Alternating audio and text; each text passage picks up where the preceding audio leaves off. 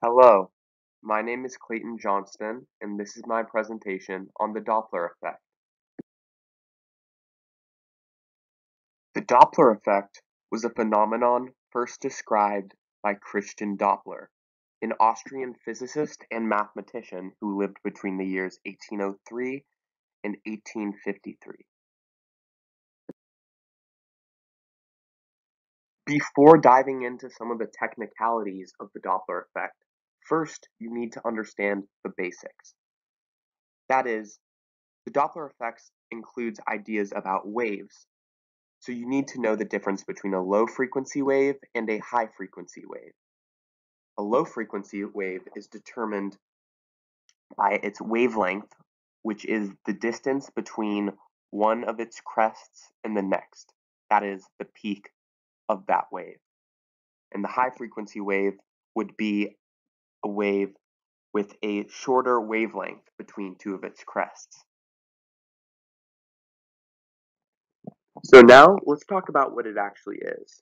The Doppler effect is defined by Britannica as the apparent difference between the frequency at which sound or light waves leave a source and that at which they reach an observer, caused by the relative motion of the observer and of the wave source. So here we have a car moving to the left towards person 1. It's honking its horn, and as the visual shows, there's sound waves being exerted by that horn. As you'll see, the distance between each wave as it moves to the left gets smaller and smaller, whereas on the right, the sound waves open up. This represents the actual frequency of these sound waves, and we can look at the distance between each circle as the frequency of that wave. So in other words, it's showing that as it moves to the left, the frequency is getting higher as it reaches person 1, or from person 1's perspective.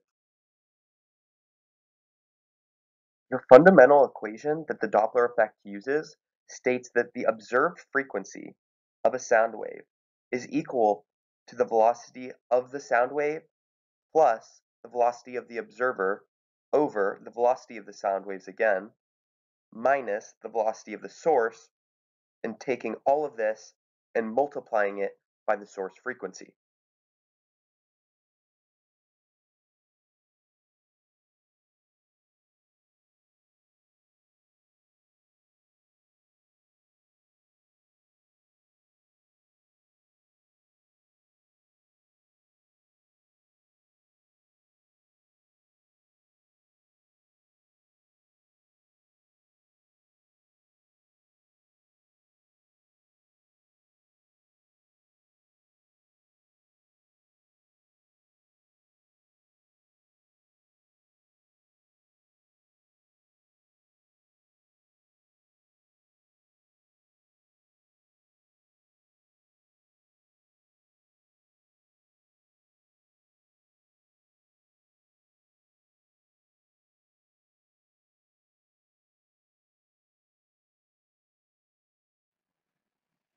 Alright, so now we're going to be taking a specific example.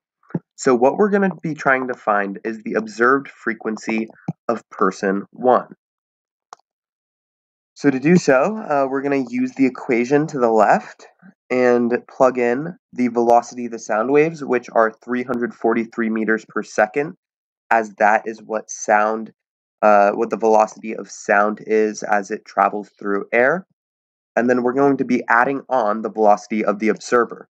So to make this easy, let's just say that this person is standing still. So his velocity, in other words, would be 0. We're going to do that, and in the denominator, we're going to have the same thing for starters. We're going to have 343, as that is the same velocity of sound waves as before, except this time we're going to be subtracting the velocity of the source. And let's say that this car is moving towards him at a rate of 30 meters per second. We're going to put in 30 meters per second. Then lastly, we're going to multiply all of this by the source frequency. And for these purposes, I just decided to choose a random number. Let's say that the horn has a frequency of 700 hertz, as it is first being released from the black dot, its central point. And this is going to get us our answer, which is going to be 767 hertz.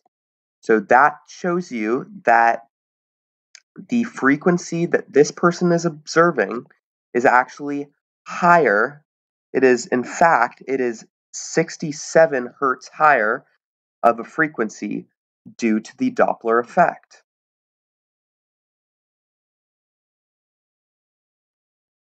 I hope you got something out of this presentation, and thank you guys for watching.